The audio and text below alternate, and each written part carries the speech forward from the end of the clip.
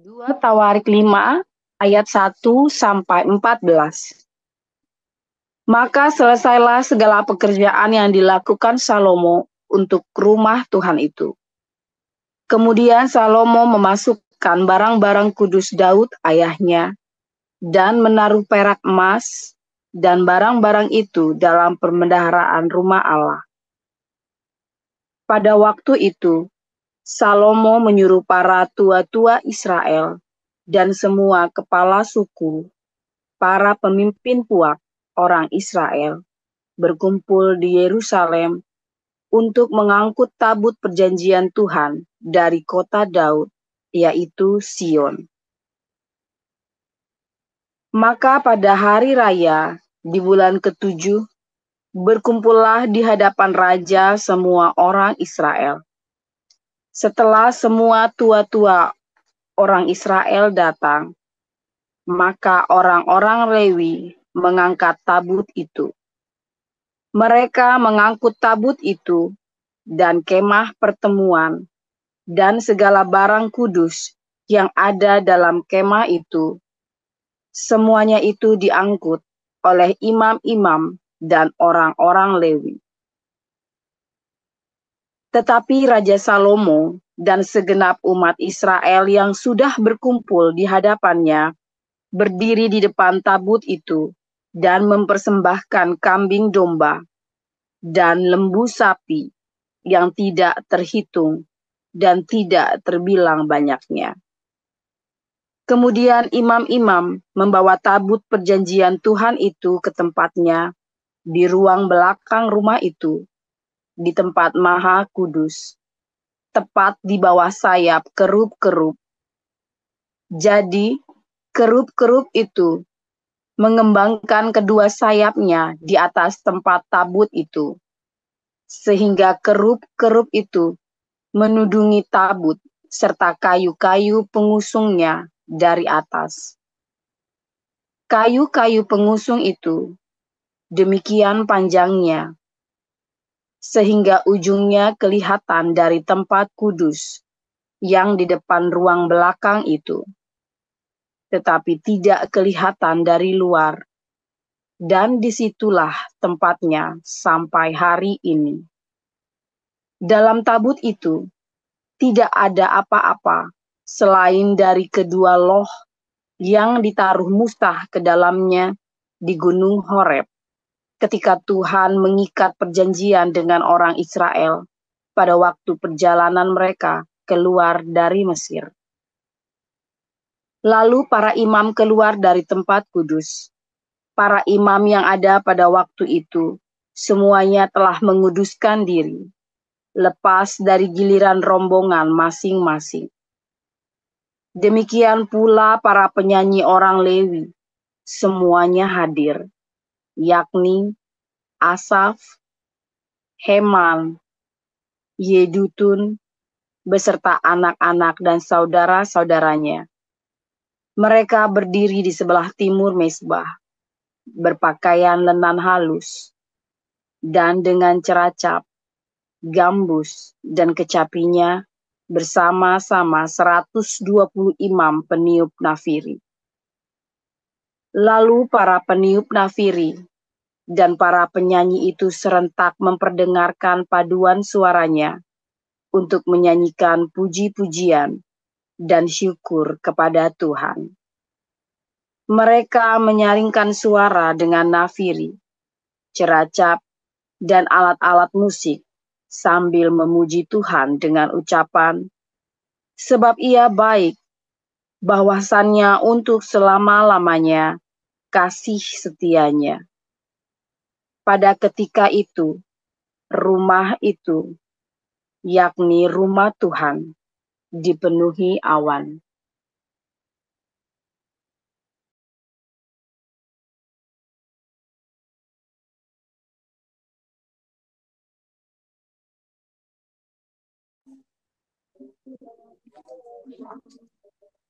Sehingga imam-imam itu tidak tahan berdiri untuk menyelenggarakan kebaktian oleh karena awan itu, sebab kemuliaan Tuhan memenuhi rumah Allah.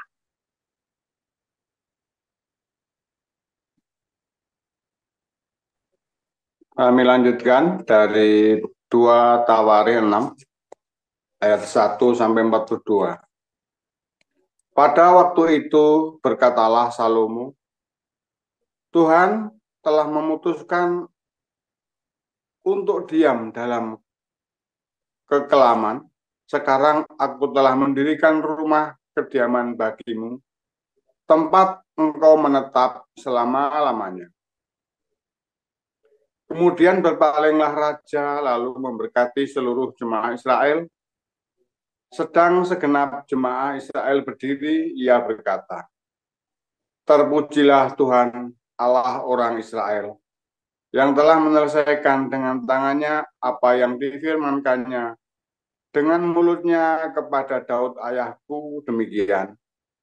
Sejak aku membawa umatku keluar dari tanah Mesir, tidak ada kota yang kupilih di antara segala suku Israel untuk mendirikan rumah di sana sebagai tempat kediaman namaku. Dan tidak ada orang yang kupilih untuk menjadi raja atas umatku Israel. Tetapi kemudian aku memilih Yerusalem sebagai tempat kediaman namaku dan memilih Daud untuk berkuasa atas umatku Israel. Ketika Daud ayahku bermaksud mendirikan rumah untuk nama Tuhan Allah Israel, berfirmanlah Tuhan kepadanya, Engkau bermaksud mendirikan rumah untuk namaku, dan maksudmu itu memanglah baik. Hanya bukanlah engkau yang akan mendirikan rumah itu, melainkan anak kandungmu yang akan lahir kelak. Dialah yang akan mendirikan rumah itu untuk namaku. Jadi Tuhan telah menepati janji yang telah diucapkannya. Aku telah bangkit menggantikan Daud ayahku dan telah duduk di atas tahta kerajaan Israel, seperti yang difirmankan Tuhan. Aku telah mendirikan rumah ini untuk nama Tuhan Allah Israel dan telah menempatkan di sana tabut yang memuat perjanjian yang telah diikat Tuhan dengan orang Israel. Kemudian berdirilah ia di depan mezbah Tuhan di hadapan segenap jemaah Israel, lalu menadahkan tangannya karena Salomo telah membuat sebuah mimbar tembaga yang panjangnya 5 hasta, lebarnya 5 hasta, dan tingginya 3 hasta, yang ditaruhnya di halaman. Ia berdiri di atasnya, lalu berlutut di hadapan segenap jemaah Israel, dan menadahkan tangannya ke langit sambil berkata, Ya Tuhan Allah Israel, tidak ada Allah seperti Engkau di langit dan di bumi. Engkau yang memelihara perjanjian dan kasih setia kepada hamba-hambamu yang dengan segenap hati dan dengan segenap hatinya hidup di hadapanmu. Engkau yang telah berpegang pada janjimu terhadap hambamu Daud, ayahku, yang telah menggenapi dengan tanganmu apa yang kau firmankan dengan mulutmu, seperti yang terjadi pada hari ini. Maka sekarang ya Tuhan Allah Israel, peliharalah apa yang kau janjikan kepada hambamu Daud, ayahku, dengan berkata, keturunanmu takkan terputus di hadapanku, dan tetap akan duduk di atas tahta kerajaan Israel. Asal anak-anakmu tetap hidup menurut hukumku, sama seperti engkau hidup di hadapanku. Maka sekarang ya Tuhan Allah Israel, biarlah terbukti kebenaran firman-Mu yang telah kau ucapkan kepada hambamu Daud. Tetapi benarkah Allah hendak diam bersama dengan manusia di atas bumi? Sesungguhnya langit, bahkan langit yang mengatasi segala langit pun tidaklah dapat memuat engkau. Terlebih lagi rumah yang kudirikan ini. Maka berpalinglah kepada doa dan permohonan hambamu ini, ya Tuhan Allahku, dengarkanlah seruan dan doa hambamu yang hamba-Mu panjatkan di hadapan-Mu ini. Kiranya mata-Mu terbuka terhadap rumah ini siang dan malam, terhadap tempat yang Kau katakan akan menjadi kediaman nama-Mu. Dengarkanlah doa yang hamba-Mu panjatkan di tempat ini. Dan dengarkanlah permohonan hamba-Mu dan umat-Mu Israel yang mereka panjatkan di tempat ini. Bahwa Engkau juga yang mendengarkannya dari tempat kediaman-Mu dari surga. Dan apabila Engkau mendengarnya, maka Engkau akan mengampuni.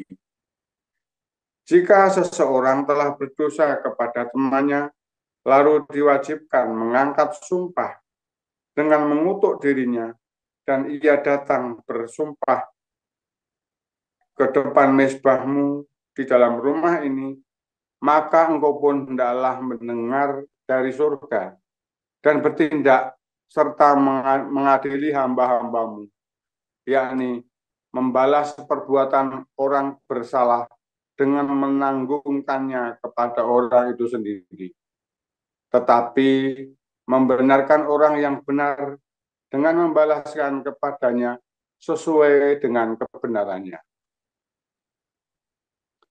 Apabila umat-Mu Israel terpukul kalah oleh musuhnya karena mereka berdosa kepadamu, kemudian mereka berbalik dan mengakui nama-Mu, dan mereka berdoa dan memohon di hadapan-Mu di rumah ini, maka Engkau pun kiranya mendengar dari surga dan mengampuni dosa umat-Mu Israel dan mengembalikan mereka ke tanah yang telah Kau berikan kepada mereka dan nenek moyang mereka.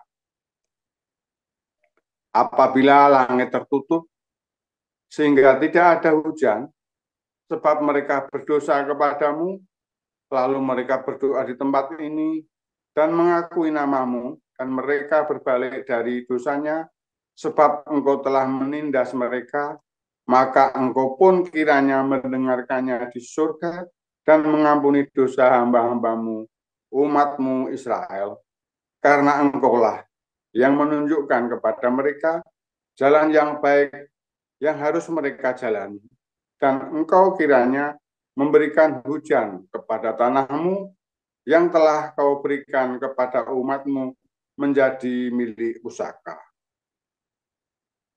Apabila ada kelaparan di negeri ini, apabila ada penyakit sampar, hama, dan penyakit gandum, belalang, dan belalang belahap, apabila musuh menyesakkan mereka di salah satu kota mereka, apabila ada tulah atau penyakit apapun, lalu seorang atau segenap umat-Mu Israel memanjatkan doa dan permohonan di rumah ini dengan menadahkan tangannya, karena mereka masing-masing mengenal tulahnya dan penderitaannya sendiri, maka Engkau pun kiranya mendengar dari surga tempat kediaman-Mu yang tetap, dan kiranya Engkau mengampuni dan membalas kepada setiap orang sesuai dengan segala perbuatannya.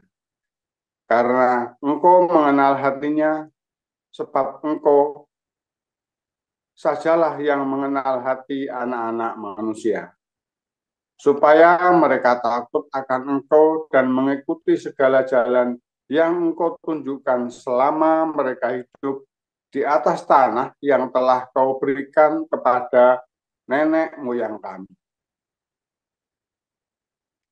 Juga apabila seorang asing yang tidak termasuk umat-Mu Israel datang dari negeri jauh, oleh karena nama-Mu yang besar, tangan-Mu yang kuat, dan lengan-Mu yang teracung, dan ia datang berdoa di rumah ini, maka Engkau pun kiranya mendengar dari surga, dari tempat kediaman-Mu yang tetap, dan kiranya Engkau bertindak sesuai dengan segala yang diserukan kepadamu oleh orang asing itu, supaya segala bangsa di bumi mengenal nama-Mu, sehingga mereka takut akan Engkau sama seperti umat-Mu Israel, dan sehingga mereka tahu bahwa nama-Mu telah diserukan atas rumah yang telah kudirikan ini.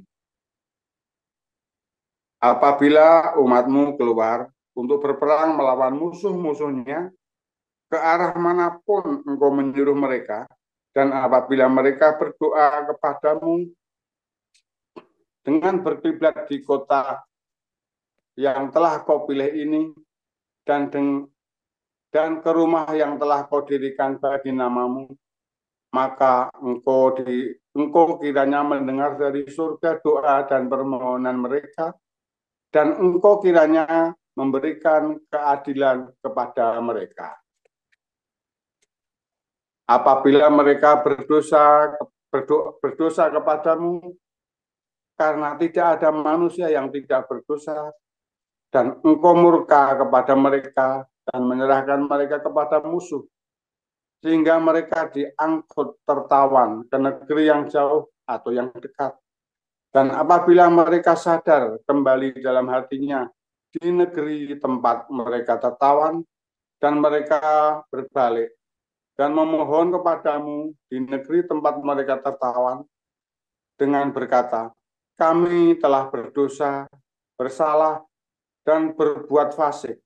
Apabila mereka berbalik kepadamu dengan segenap hatinya dan dengan segenap jiwanya di negeri orang-orang yang mengangkut mereka tertawan, dan apabila mereka berdoa kepadamu dengan berkiblat ke negeri mereka yang telah Kau berikan kepada nenek moyang mereka, ke kota yang telah Kau pilih, dan ke rumah yang telah Kudirikan bagi nama-Mu, maka Engkau kiranya mendengarkan dari surga, dari tempat kediaman-Mu yang tetap, kepada doa dan segala permohonan mereka, dan kiranya Engkau memberikan keadilan kepada mereka, dan Engkau kiranya mengampuni umat-Mu yang telah berdosa kepadamu.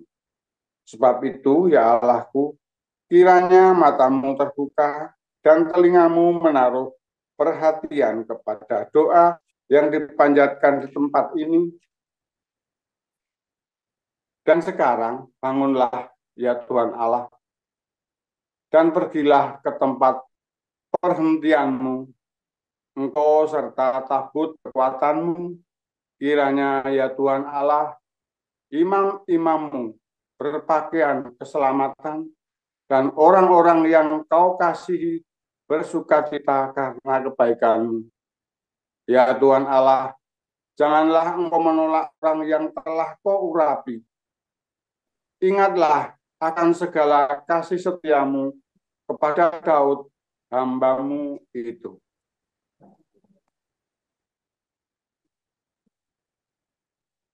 Saya akan lanjutkan di 2 Timotius pasal yang kedua. Sebab itu, hai anakku, jadilah kuat oleh kasih karunia dalam Kristus Yesus. Apa yang telah engkau dengar daripadaku di depan banyak saksi, percayakanlah itu kepada orang-orang yang dapat dipercayai, yang juga cakap mengajar orang lain. Ikutlah menderita sebagai seorang prajurit yang baik dari Kristus Yesus. Seorang prajurit yang sedang berjuang, tidak memusingkan dirinya dengan soal-soal penghidupannya, supaya dengan demikian ia berkenan kepada komandannya. Seorang olahragawan hanya dapat memperoleh mahkota sebagai juara apabila ia bertanding menurut peraturan-peraturan olahraga. Seorang petani yang bekerja keras haruslah yang pertama menikmati hasil usahanya. Perhatikanlah apa yang kukatakan. Tuhan akan memberi kepadamu pengertian dalam segala sesuatu. Ingatlah ini, Yesus Kristus yang telah bangkit dari antara orang mati, yang telah dilahirkan sebagai keturunan Daud, itulah yang kuberitakan dalam Injilku. Karena pemberitaan Injil inilah aku menderita, malah dibelenggu seperti seorang penjahat, tetapi firman Allah tidak terbelenggu. Karena itu, aku sabar menanggung semuanya itu bagi orang-orang pilihan Allah, supaya mereka juga mendapat keselamatan dalam Kristus Yesus dengan kemuliaan yang kekal. Benarlah perkataan ini, jika kita mati dengan Dia, kita pun akan hidup dengan Dia. Jika kita bertekun, kita pun akan ikut memerintah dengan Dia. Jika kita menyangkal Dia, Dia pun akan menyangkal kita. Jika kita tidak setia, Dia tetap setia, karena Dia tidak dapat menyangkal dirinya. Ingatkanlah dan pesankanlah semuanya itu dengan sungguh-sungguh kepada mereka di hadapan Allah, agar jangan mereka bersilap kata, karena hal itu sama sekali tidak berguna, malah mengacaukan orang yang mendengarnya. Usahakanlah supaya engkau layak di hadapan Allah sebagai seorang pekerja yang tidak usah malu, yang berterus terang memberitakan perkataan kebenaran itu. Tetapi hindarilah omongan yang kosong dan yang tak suci, yang hanya menambah kefasikan. Perkataan mereka menjalar seperti penyakit kanker. Di antara mereka termasuk Himeneus dan Filetus, yang telah menyimpang dari kebenaran dengan mengajarkan bahwa kebangkitan kita telah berlangsung, dan dengan demikian merusak iman sebagian orang. Tetapi dasar yang diletakkan Allah itu teguh, dan meterainya ialah Tuhan mengenal siapa kepunyaannya, dan setiap orang yang menyebut nama Tuhan hendaklah meninggalkan kejahatan. Dalam rumah yang besar bukan hanya terdapat perabot dari emas dan perak, melainkan juga dari kayu dan tanah, yang pertama dipakai untuk maksud yang mulia, dan yang terakhir untuk maksud yang kurang mulia. Jika seorang menyucikan dirinya dari hal-hal yang jahat, ia akan menjadi perabot rumah untuk maksud yang mulia. Ia dikuduskan, dipandang layak untuk dipakai tuannya, dan disediakan untuk setiap pekerjaan yang mulia. Sebab itu, jauhilah nafsu orang muda, kejarlah keadilan, kesetiaan, kasih, dan damai bersama-sama dengan mereka yang berseru kepada Tuhan dengan hati yang murni. Hindarilah soal-soal yang dicari-cari, yang bodoh dan tidak layak. Engkau tahu bahwa soal-soal itu menimbulkan pertengkaran. Sedangkan seorang hamba Tuhan tidak boleh bertengkar, tetapi harus ramah terhadap semua orang. Ia harus cakap mengajar, sabar, dan dengan lemah lembut dapat menuntun orang yang suka melawan. Sebab mungkin Tuhan memberikan kesempatan kepada mereka untuk bertobat dan memimpin mereka sehingga mereka mengenal kebenaran. Dan dengan demikian, mereka menjadi sadar kembali karena terlepas dari jerat iblis yang telah mengikat mereka pada kehendaknya. Demikian. Ya, terima kasih untuk para lektor yang sudah membacakan ayat-ayat firman Tuhan hari ini. Ada Bu Veronica, Pak Murji, dan Bu Elia Pandi. Terima kasih, Tuhan Yesus memberkati. Ya, Bapak Ibu, tiba saatnya kita akan mendengarkan firman Tuhan yang hari ini akan disampaikan oleh Gembala kita, Pastor Joseph Paulzang, dengan judul Harta Berharga dalam Bait Suci. Ya, kepada Pastor, dipersilakan Pastor.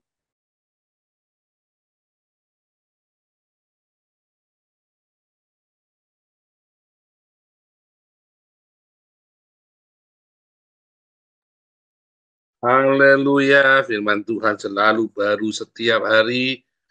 Jika kita menanti-nantikan Tuhan dengan penuh kesetiaan, dengan penuh pengharapan, jangan lupa berbuat baik. dan selalu dalam kerendahan hati, saudara. Mau belajar. Ingat ya, rendah hati itu artinya mau belajar. Bisa diajar. Ya, itu namanya rendah hati. Lembut hatinya, rendah hatinya itu maksudnya mau belajar. Ingat-ingat ya. Bukan, monggo mas, iya mas. Bukannya begitu-begitu tuh. Itu tuh Jawa itu, saudara ya, bukan rendah hati itu. Itu Jawa. Ya, kalau begitu nanti orang Batak nggak ada yang masuk surga, saudara, karena nggak rendah hati kan, kalau definisinya mangga mas, itu Jawa, saudara, bukan rendah hati, bukan lembut hati itu namanya, melenyet. Nah, itu yang benar itu ya, nanti orang Batak kasihan nggak ada yang surga, saudara ya. Ingat-ingat ya, ini sudah pernah kita belajar ya, pun pagi, ikutin terus pun pagi, saudara. Hari ini kita mau belajar harta berharga. Kalau Anda lihat di dalam kitab Wahyu itu nanti ada jalannya itu penuh dengan emas, gitu ya, saudara ya. Ada permata-permata di situ, saudara ya. Terus banyak pendeta-pendeta ngigau, saudara ya. Dia mengira di sorga itu nanti kita punya rumah, nanti rumahnya ada bathtubnya pakai emas. Pertanyaan saya, saudara, di sorgamu itu nanti ada jambannya enggak, saudara? Ada septic tanknya enggak? Nah, mampus kau. Iya kan, saya kan pernah cerita kan, dulu saya kerja di sebuah panti, ya panti anak-anak yang handicap, ya di situ anak cacat ya, anak yang apa bisu, ada yang tangannya cengkrong, ada yang opak kepalanya udah dibuka, ya saudara ya, ada yang Down syndrome, ada yang waduh sing aneh-aneh saudara ya, dan rata-rata mereka itu nggak bisa buang air besar atau buang air kecil, banyak ya, udah saking parahnya, sehingga mereka pakai kateter. Buang air besarnya dipakai selang, buang air kecilnya juga pakai selang. Ribet sekali saudara ya, ribet, pokoknya ribet. Dari luar memang rapi saudara ya, di luar kayak rapi karena kan pakai pakaian yang rapi. Tapi anak-anak ini ya kalau gilirannya saatnya buang air besar, buang air kecil itu mumet saudara ya. Dan Tuhan kasih mereka umur kadang-kadang sampai umur 30 sampai 40 tahun loh saudara. Lalu merawatnya sama 40 tahun itu bayangin saudara, Belanda ini memang hebat ya. Belanda itu memang hebat. Kalau di Indonesia udah dimatiin saudara ya. Siapa yang mau merawat begitu lama-lama, saudara? Di Indonesia udah dimatiin ya. Belanda, mereka punya hak itu. Tapi yang saya mau cerita ya, anak ini kemudian nanya, anak ini mungkin sudah umur 30 ya, tapi kelihatan fisiknya masih umur kira 15, 16 tahun, tapi sebenarnya udah umur 30, 40-an. Dia nanya sama pendeta kolega saya, koordinatornya, apakah nanti di surga ada toilet? Nah, kan jawabannya susah kan, si pendeta ini ngomong ada. Tapi sebenarnya kalau saya tanya sama ada orang waras di surga ada toilet nggak saudara? Ada jamban nggak saudara? Ya kan? Terus yang nanti yang bersihin jamban siapa saudara? Siapa yang mau nyedotin toilet di jamban saudara? Ya, siapa yang mau nyedotin toilet di jamban? Gilbert saudara. Karena dia malu mengaku Yesus, dia mendapat kedudukan yang paling rendah kan saudara. Mungkin Tuhan, mungkin si Gilbert itu yang nanti nyedotin septic tank di surga. Kalau ada, ya, tapi kan nggak ada saudara, masa ada? Karena kamu berpikirnya 3 dimensi bahwa surga itu nih rumahmu pakai emas, ada bathtubnya pakai emas, nanti ada permata berlian, jalannya emas berlian semua, nggak ada yang begitu saudara. Itu adalah metafora. Lagian kan kamu nggak perlu terus buat apa saudara? Kamu itu tidak ada darah dan daging lagi. Yang suka emas berlian itu ya hanya apa? Hanya darah dan daging. Ya, kamu tanya anak kecil lah, anak kecil aja nggak doyan emas berlian saudara. Masih polos pikirannya. Begitu dia sudah ada gede dikit, baru dia ngerti tuh mas berlian. Ya kan? Anak kecil aja nggak ngerti, bayi saja nggak ngerti mas berlian. Dan di surga itu kamu akan murni hatimu. Jadi kamu suka mas berlian, buat apa mas berlian itu? Permata segala macam. Ya, saudara ya. Jadi ketika kamu ada di dalam kerajaan surga, paradise, ya, ada emas berlian di sana. Itu adalah, kalau cerita emas, berarti cerita kemurnian hati, saudara. Ingat-ingat ya, kalau kamu cerita emas, 1 Korintus 3, itu adalah cerita kemurnian segala pekerjaanmu, segala pelayananmu, segala perbuatanmu, itu murni, bukan intrik, bukan politik, bukan mau cari uang, atau buat cari nama, atau buat buat sesuatu pencitraan, ya. Kalau cetak emas dan perak, ya. Sebab kalau kamu nggak murni, ya berarti kamu dari kayu atau bahkan tanah liat. Kamu percaya, tapi kamu nggak murni. Ya, seperti Petrus, dia percaya tapi nggak murni. Dia mengharapkan kedudukan.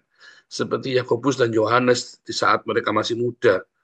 Mereka mengharapkan kedudukan dan kehormatan di sebelah kanan dan sebelah kiri Tuhan Yesus suatu jadi raja. Bukan raja-raja nanti, raja yang rohania, tapi waktu dia merebut kekuasaan dari Herodes, maksudnya begitu loh. Ya, itu dipikirkan begitu waktu merebut kekuasaan dari Herodes, makar. Ya, mereka kan pengennya Yesus makar, bunuh Herodes, bunuh Pilatus, bunuh Kaisar. Lalu Yesus jadi raja. Nah, nanti dia minta Yakobus sama Yohanes jadi tangan kanan sama tangan kirinya Tuhan Yesus. Itu loh yang dimaksud.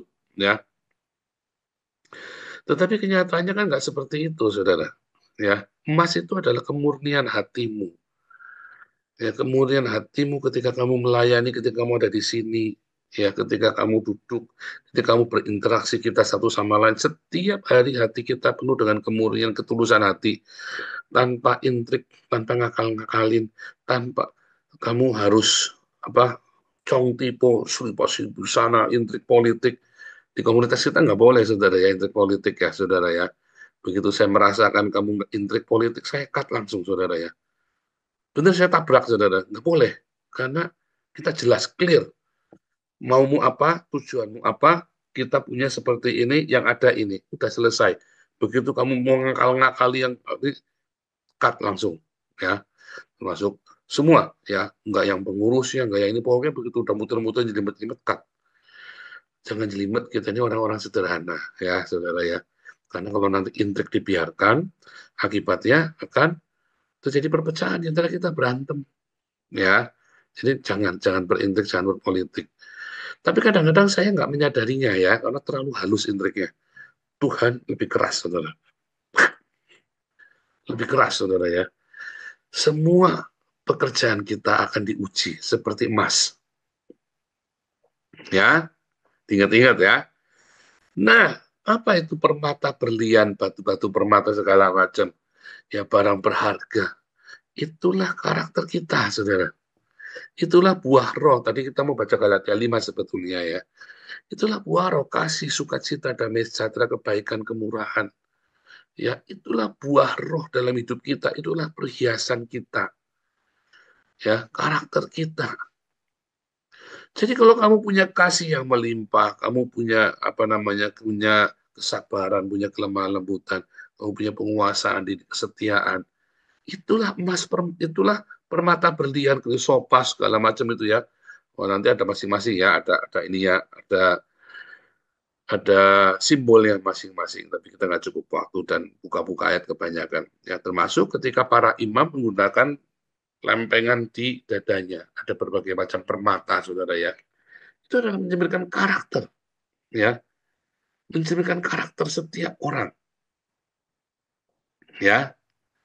Jadi ketika Anda percaya kepada Yesus, Tuhan pasti akan proses setiap hidup kita menjadi sebuah bejana dulu, ya, sebuah bejana tanah liat. Vessel tadi bilang ya, vessel untuk yang precious things sama precious yang ignoble, yang tidak berharga. Untuk yang noble, yang precious dan ignoble, yang tidak berharga. Ya, tempat air lah gitulah misalnya ya tempat kotoran itu. Yang satu untuk barang berharga. Ya. Kalau kamu adalah bejana yang mau dibentuk, bejana yang mau dibentuk, bejana yang indah itu bikinnya nggak sekali jadi, saudara. Tapi bolak-balik terus sampai tidak ada retaknya, sampai bentuknya bagus sesuai dengan keinginan tukang bejananya. Ya, biasanya tentu ya di bolak-balik ya, dicok di apa segala macam terus ya dibentuk. Dan kalau Anda baca dalam Roma 9 juga nggak ada bejana atau tanah liat protes sama tukang bejananya, penjunannya, nggak ada. Pertama yang dibentuk Anda adalah bejana, wadahnya dulu, saudara. Wadah untuk barang-barang berharga itu. Jiwa kita itu, saudara. dihajar jiwa kita. Karena jiwa kita tadinya pemberontak. Ketika kita lahir baru, kita masih pemberontak. Ya kan? Anda lahir baru apa langsung terus baik, saudara? Ya, enggak, saudara ya.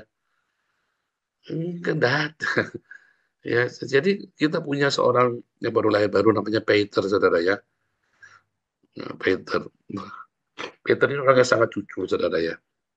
iPad, handphone, apa kamu taruh situ nggak bakal hilang, saudara. Jadi kalau kita pergi, Peter kamu tunggu di sini ya. Kita pergi, nggak ada yang hilang, satupun. Dia tidak akan ambil uang dari dompetmu. Dia tidak akan ambil, enggak, saudara. Masalahnya, kalau kamu dikasih uang sama dia, Peter, beli oli bolen ya, beli oli bolen itu kayak bolang-baling gitu loh, saudara. Mesti dia nggak balik. Oli bolennya nggak ada cuntrungnya, makanannya, duitnya juga nggak balik, saudara. Mesti. Duit 10 euro kalau ngeletak, 10 euro itu kan cuma 100, 200 ribu. 100, ya, kalau sini uang kecil 10 euro itu ya. Begitu dia ngeletak, pasti hilang sama dia. Pasti hilang. Entah kenapa dia bisa kerasukan kalau ngeliat uang. Tapi kamu taruh iPhone yang harganya ratusan euro, nggak bakal hilang, saudara. Kamu taruh barang apa saja, taruh di situ nggak bakal hilang. Bahkan kalau kamu ada handphone ketinggalan di dalam ruang pertemuan, sama dia taruh dikasih ke kita. Ini siapa nih ketinggalan nih? Ceroboh sekali, dimarahin, dia marah-marah. Nanti kalau hilang di sini kan banyak kriminal, kita nampungin orang kriminal, dia marah-marah kan. Aneh ya, saudara ya. Begitu ngeliat uang ya 10 euro, matanya langsung hijau, langsung kayak kalap, saudara ya. Terus nanti bisa nggak ke gereja, ngilang, saudara ya. Ngilang, nanti datangnya baru minggu depannya. Saya sering kali khawatir ya, karena takut mati karena udah tua. Tapi orang ini makin lama makin mengerti. Tadinya semua dia ngamuk ya, namanya orang udah tua begitu nyantik-nyantik, dimarahin semua orang. Lama-lama setelah 6 bulan ikut kita, saudara ya, makin lembut. Tiap hari dia datang, dia bikinkan kopi buat kita semua, saudara. Ini bule satunya, tiap hari datang dia bikinkan kopi buat kita semua. Asalnya karena dia pengen kopi. Karena dia pengen kopi, nah alasannya buat kita semua, tapi dia pengen kopi saja, saudara ya. Tetapi lama-lama menjadi kebiasaan dia. Sebelum datang selalu bikinkan kopi buat kita. Orang Kuraso yang hitam-hitam itu pun bikin kopi sama dia. Jadi bukan cuma saya. Kalau cuma saya kan mungkin karena saya mentornya dia kan. Tapi orang-orang Kuraso yang kulit hitam itu pun bikinkan. Sampai kita semua jadi suka sama dia. Ya, suka sama Peter, entah yang orang Kuraso, entah orang bulenya, entah kita suka. Karena orang ini dia punya karunia melayani memang ya. Dia punya karunia melayani dan dia titen. Itu ya, saudara ya. Nah, itu karakter dirubah pelan-pelan, tidak bisa langsung baik, saudara. Kamu lahir baru pertama kali mengenal Tuhan Yesus, terima Tuhan Yesus, nggak ada cuntrung, perang, berubah, nggak ada begitu, bohong, saudara. Ya emang siapa itu yang berubah, apa? Megaloman, berubah begitu ya, saudara. Power Rangers itu ya, berubah ya, nggak ada begitu, nggak ada cerita begitu. Ya, tapi sebuah proses penjunan, ya, sebuah proses menjadi bejana, dan itu sakitnya minta ampun. Kamu jangan ngarep jadi barang berharga tidak berharga dulu, saudara. Kamu masih dalam tahap penjunan ini. Sebentar, ini jam berapa nih? Aduh, kelebihan ini. Sebentar ya. Intinya, saudara, kamu dalam tahap penjunan. Kamu harus, dan terus aku lenyet di apa itu ya. Setelah itu jadi, kalau kamu nolak terus, kamu nanti dijadikan jamban nanti, saudara. Kamu dijadikan tempat untuk hal yang tidak berharga. Seumur hidupmu, kamu selalu jadi yang tidak berharga. Ya, tidak berharga dalam apa? Ya, dalam nasibmu, dalam segala. Ya, jadi kamu tidak bisa menyimpan barang-barang berharga. Ya kan? Apa itu barang-barang berharga? Barang-barang berharga itu adalah buah roh dalam hidupmu. Makanya karena bejanamu, casingmu, ya, atau namanya kenosismu itu, wah, bahasa kerennya Papa Gereja, kenosis gitu. Kenosismu, kenosis yang retak-retak, saudara. Lah, bagaimana mau dikasih barang-barang berharga di dalamnya? Kamu diproses tidak mau kok. Tuhan percayakan kasih sukacita damai sejahtera kebaikan kemurahan kelemah lembutan kesabaran penguasaan diri kesetiaan itu apabila bejanamu siap. Bahkan bukan cuma itu saja, karunia-karunia yang lain pun kamu akan diberikan di situ. karunia iman, karunia ya kan, akan diberikan di dalam bejana yang berarti ketika kamu mau diproses. Kalau kamu nggak mau, ya udah kamu yang nggak berharga aja. Kamu cuma jadi pelengkap penderita saja di dalam pembangunan bait suci ini, dalam rumah Tuhan ini. Nah, kamu mau apa? Casingnya saja kamu belum siap, bejananya aja kamu udah siap. Kamu jangan ngarep barang-barang berharga yang emas perak dulu, saudara. Ya kamu dikasih barang-barang yang kurang berharga itu, yang dari kayu, dari tanah. Yang akhirnya kamu ketemu bolak-balik ketemu orang-orang yang gak jelas. Dia nanti kamu akan dikelilingi dengan orang-orang yang seperti dengan kamu gitu ya. Karena kamu kelasnya tanah tanah liat kayu, jerami, kamu akan ketemu sama mereka. Tapi kalau kamu kelasnya emas, kamu akan ketemu dengan emas permata. Ya entah begitu ya, saudara ya. Maka emas permata ini, seperti Paus Francis ya, seperti Mother Teresa, dia turun ke selokan supaya menyinari di sana ke tempat-tempat yang tidak berharga itu ya, menjadi contoh, menjadi teladan ya. Anda mau menjadi bejana tanah liat yang bagus atau yang asal-asalan? Anda mau diisi dengan barang berharga atau barang-barang yang tidak berharga? Anda mau dikelilingi dengan orang-orang yang berharga atau orang-orang yang pecundang? Tuhan Yesus memberkati.